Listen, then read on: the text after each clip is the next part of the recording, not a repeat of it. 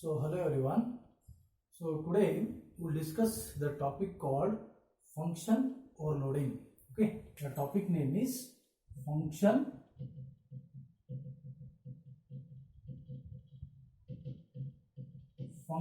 overloading. So when you go to the function overloading, it is also called as compile time polymorphism.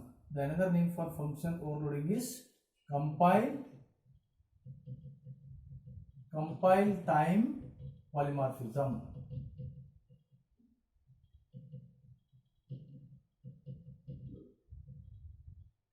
So when you go to the function overloading, here the function overloading allows, where we are defining the function overloading, it allows the user to create the new abstract data types. Okay, so what is the function overloading tells? It allows the user to create the new abstract data types. Okay, so function overloading allows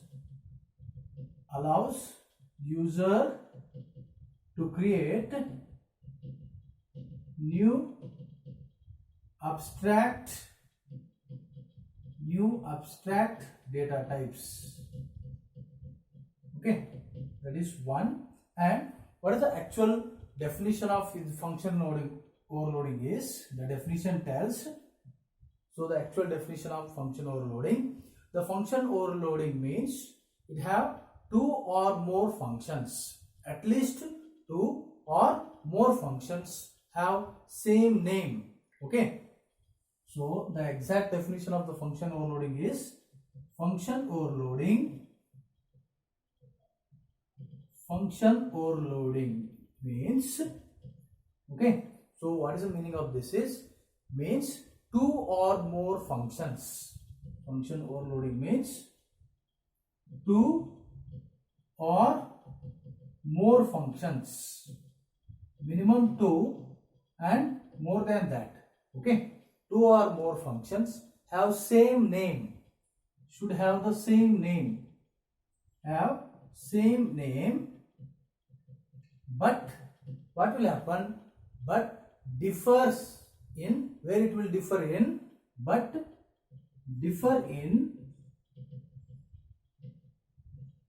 so exactly where it will differ in the number of arguments,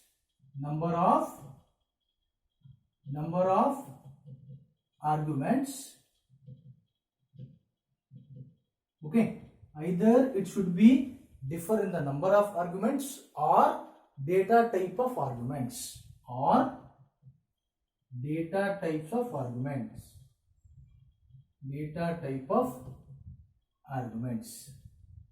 So this is the definition, the function overloading. So what is the function overloading? It means two or more functions have the same name. Okay, it should have the same name, but it should be different, where either in the number of arguments, whatever you are saying in the arguments, it should be differ in that, or the data type of the arguments. The number of arguments may be same, but it should have the different data type.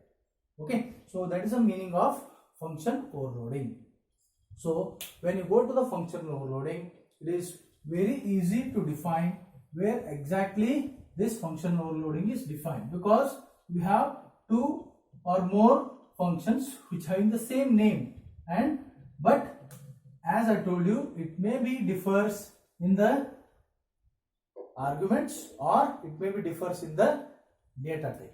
So there are some advantages. We have some advantages of function overloading. What are the advantages of function overloading is, first one, it is very easy. The code is executed faster. The code is executed faster. That is one advantage, because it is reduce the time. Okay, and also it is easier to understand the flow. Second one, easier to understand the flow of what? Information and coding. Flow of information,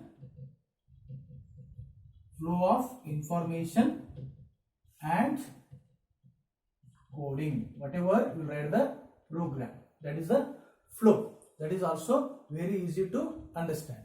And third advantage, that is code maintenance is easy. Whatever you write the program, maintenance, because when you write the program you should be maintain the program in some time. Okay, so that's why code maintenance is also easy. Okay,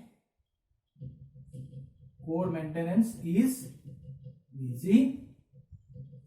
And fourth one, so first one, it is executed faster. Second one, easier and to understand the flow of your information and coding. And third one, it is very easy to maintain. Okay, and last one, easy to interface between the programs and the whatever the real world objects. Okay, easier. So when you compare the programs and whatever your real world objects, it will be very easy to interface. Easier to interface.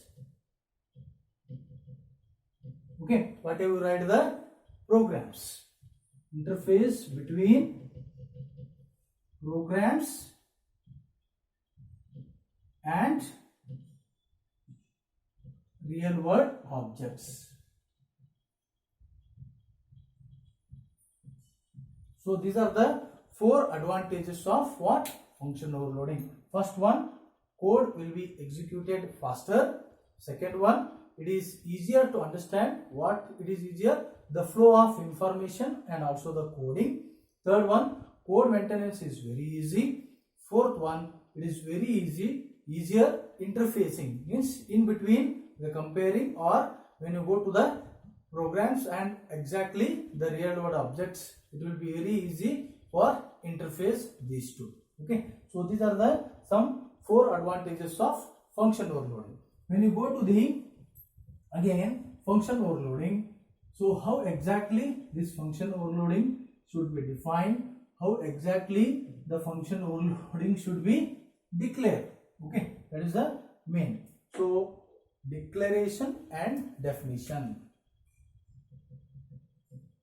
Definition and declaration. So when you go to the function overloading, it should be have some declaration. Okay, so the main factor of function overloading is what? It is a function argument list. As I told you, whatever the function arguments you list, you are defining, that is very important. The main, what is the first point you should remember is the main factor in the function overloading. The main factor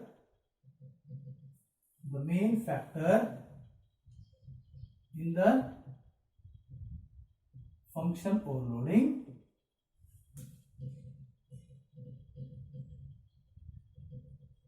the main factor in the function overloading is what? The function's argument list is a function's argument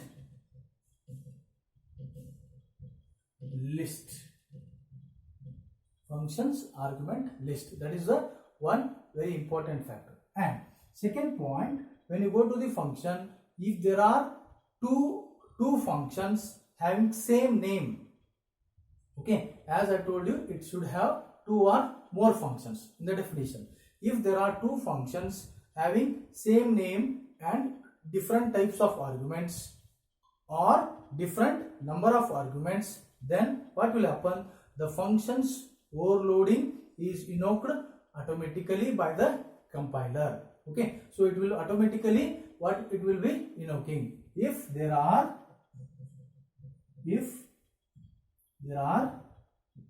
two, minimum, as I told you, two or more functions. Okay, two functions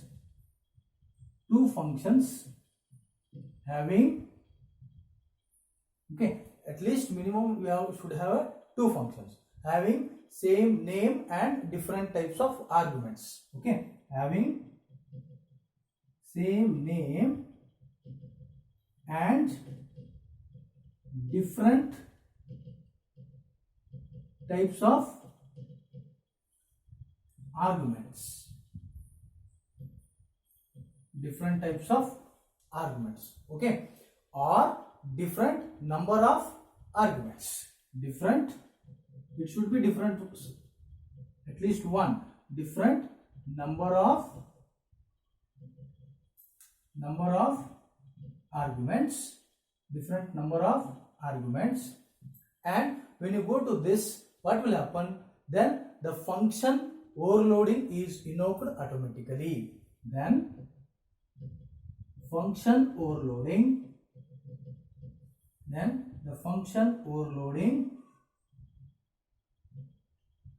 invoked automatically by the compiler.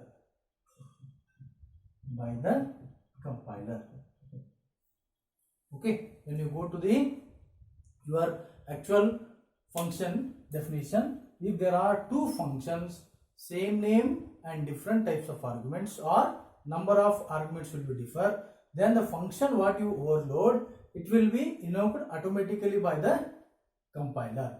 Okay, as if I say the one example, if you go to the simple example,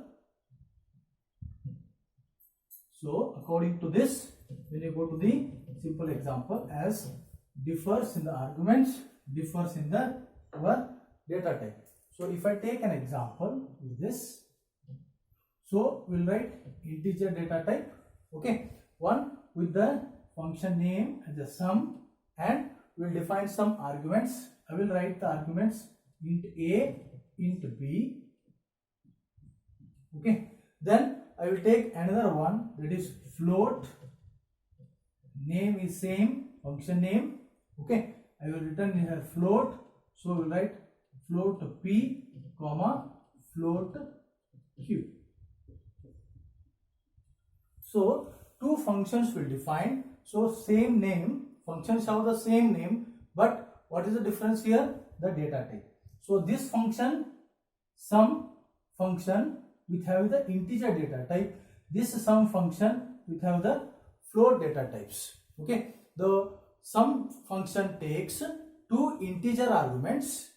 These two are integer arguments, and this sum function takes two float arguments. This is what the function overloading. Okay, and to overload a function, each overloaded function must be declared and defined separately. That is very important point. What is the point I am telling is, to overload a function, to overload any function. Okay, to overload a function, if you want to overload any function, each overloaded function, this point is important, each overloaded function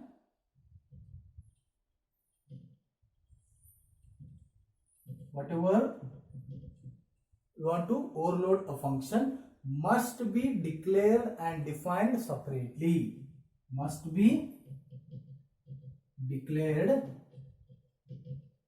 and defined separately.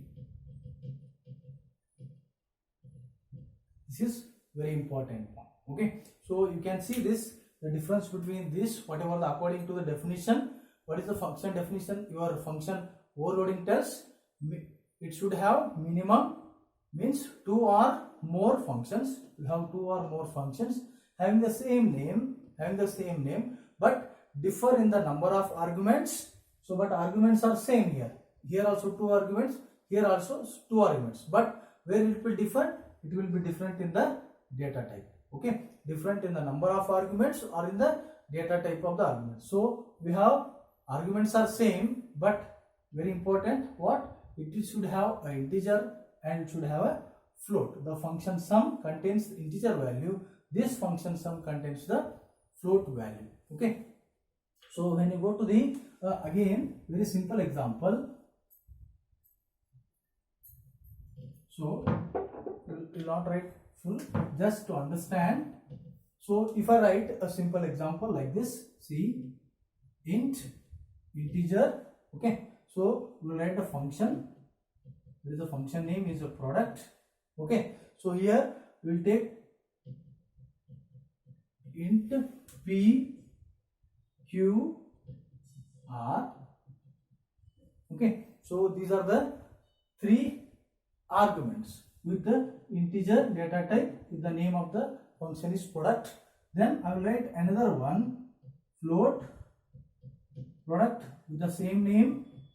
Here float value, float x, float y and float z. Again three arguments. So two functions will define again here same name but differs in what? Data type. When you go to this, I will write first function, that is integer product. So it contains what? How many arguments? Three arguments. This function contains three arguments, okay. So we calculate this, just multiply product is equal to p into q into r. This is one function you return. This is the first function, okay. And the second function, integer, that is your float the product, the same name, and here whatever write three arguments for integer data type, we are taking same three arguments for float data type, float x, float y and float z. And the body of the function again, cout product is equal to, so x, y and z. Close the brace, okay. So these are the two functions we return. So this is your function, whatever the function you declared, and two functions we are calling. So what is the difference here? So product is same, so here also products, but the value what it contains in the output is, this function gives you the integer value, this function gives the float value. So that is how you should write the function overloading. So what is the function overloading? It means two or more functions have the same name but differ in the number of arguments or the data type, okay. So we saw today the basic of what is function overloading, what are the advantages of function overloading, how exactly we should define and declare the function overloading. There are two main important functions, that is inline function and friend functions. There are very important two functions we will discuss in the later classes, okay. Thank you.